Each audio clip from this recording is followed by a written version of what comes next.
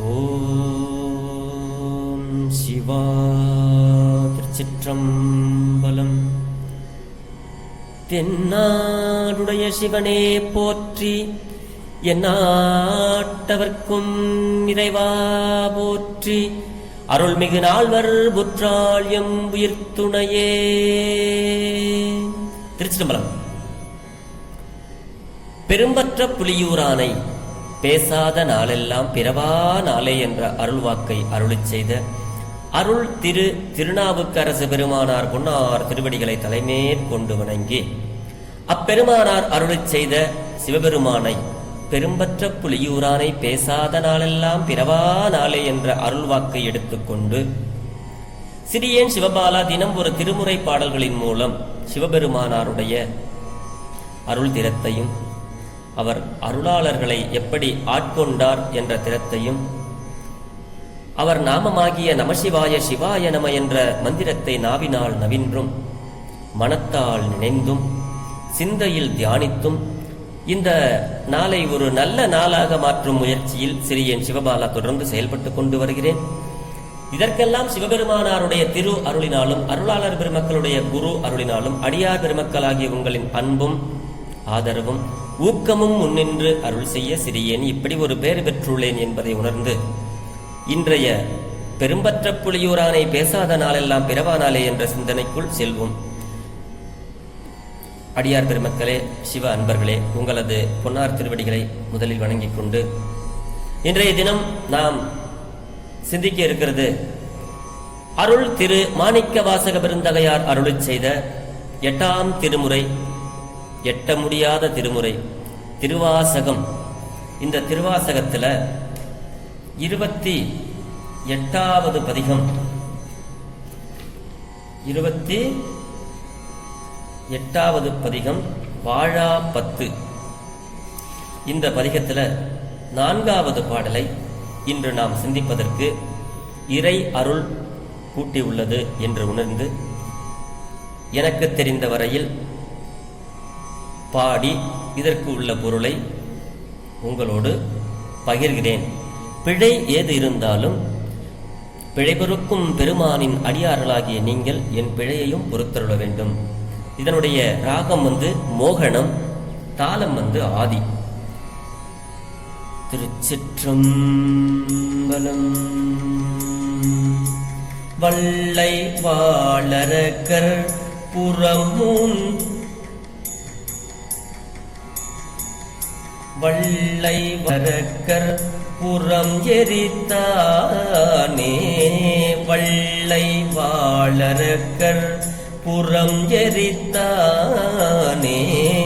மற்று நான் பற்றிலேன் கண்டாய். மற்று நான் பற்றிலேன் கண்டாய். தில்லை வாழ்கூத்தா சிவபுரத்தரசே. தில்லை வாழ் கூத்தா சிவபுரத்தரசே.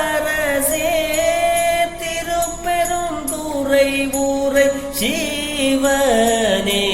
சிவனே எல்லை மூவுலகும் உருவி அன்றிருவர். எல்லை மூவுலகும் உருவி அன்றிருவர்.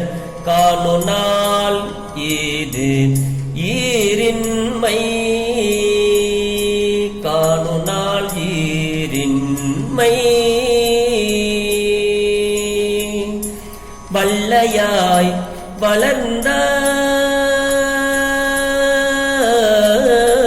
வள்ளையாய் வளர்ந்தாய் வாழ்கிலேன் கண்டாய். வள்ளையாய் வளர்ந்தாய் வாழ்கிலேன் கண்டாய். வருக என்று அருள் புரியாயே. வருக என்று அருள் புரியாயே.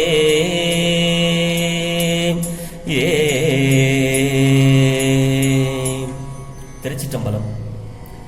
எல்லை மூ உலகும் உருவி அன்று இருவர் காணா நாலு நாள் ஈரின்மை.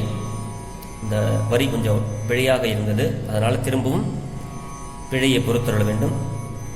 இந்த பாடலுக்கு முதல்ல சுருக்கமான பொருள் என்ன சொல்றார் சுவாமி அப்படிங்கிறத நம்ம முதல்ல பார்ப்போம். வல்லை வாள் அரக்கர் புறம் எரித்தானே அப்படின்னா, விரைந்து கொடிய அரக்கர்களின் முப்புறங்களையும் எரித்தவனே அப்படின்னு அர்த்தம். இந்த முப்புறங்கள்னா ஆணவம், கண்மம், மாயை, இது எல்லாம். இந்த ஆணவம் தான் முப்புறங்கள். அதுக்கு ஒரு பெரிய வரலாறு இருக்கு. அது உங்களோட நான் நேரம் கிடைக்கும் போது அதை நான் முழுசும் உங்களோடு பகிர்கிறேன். ஆக, விரைந்து கொடிய அரக்கர்களின் முப்புறங்களையும் எரித்தவனே, அதான் வல்லை அரக்கர் புறமெரித்தானே. மற்ற நான் பற்றிலேன் கண்டாய். சிவபெருமானே, எனக்கு வேறு பற்று கிடையாது, வேறு ஆசை எனக்கு கிடையாது. உன்மீதுதான் எனக்கு பற்று. பற்று அற்றார் சேராகிய பற்றற்றார் பழம்பதியாகிய உன்மீதுதான் எனக்கு பற்று, வேறு பற்று எனக்கு இல்லை. அதுதான் சொல்றாரு. தில்லை வாழ் கூத்தா, இந்த பண்பட்ட தில்லையில், தில்லையம் பதியின் கண் வாழ்கின்ற கூத்தா, கூத்தாடுபவனே, சிவபுரத்துக்கு அரசே, திருப்பெருந்துறையில் உரைபவனே, திருப்பெருந்துறை உரை சிவனே அப்படின்னு இந்த வரியில சொல்றாரு. தில்லை வாழ் கூத்தா, சிவபுரத்து அரசே, திருப்பெருந்துறை உரை சிவனே அப்படிங்கிறாரு. எல்லை மூ உலகும் உருவி அன்று இருவர் காணா நாள் ஈறு இன்மை அப்படின்னா, அயனும் அரியுமாகிய இருவரும் அடிமுடி தேடிய காலத்து மூன்று உலகங்களின் எல்லைகளையும் ஊடுருவி முதலும் முடிவும் இல்லையாக வளர்ந்தவனே. மேல சுவாமி முடிய தேடி போனவருக்கு காட்சி கொடுக்காம வளர்ந்து கொண்டே வந்தார். கீழே பெருமாள் முடிய காண, திருவடியை காண்றதுக்கு கீழே பன்றியாக உருவெடுத்து பாதாளம் ஏழினும் கீழ் சொற்கழிவு பாதமலருங்கிற மாதிரி அவர் தோண்டிட்டு போனாரு. அப்படி தோண்ட தோண்ட அவர் வளர்ந்துகிட்டே போனார். அதுதான் சுவாமி இங்க சொல்றாரு. முதலும் முடிவும் இல்லையாக வளர்ந்தவனே அப்படிங்கிறாரு. வாழ்கிலேன் கண்டாய், வல்லையாய் வளர்ந்தாய் அப்படிங்கிறதுக்கு அதுதான் பேரு. வாழ்கிலேன் கண்டாய். சுவாமி, எனக்கு இந்த மண் மீது வாழ விருப்பம் இல்லை. ஆகையினால என்ன உன்னுடைய திருவடிக்கு வருக அப்படின்னு நீ ஒரு வார்த்தை சொல்லக்கூடாதா?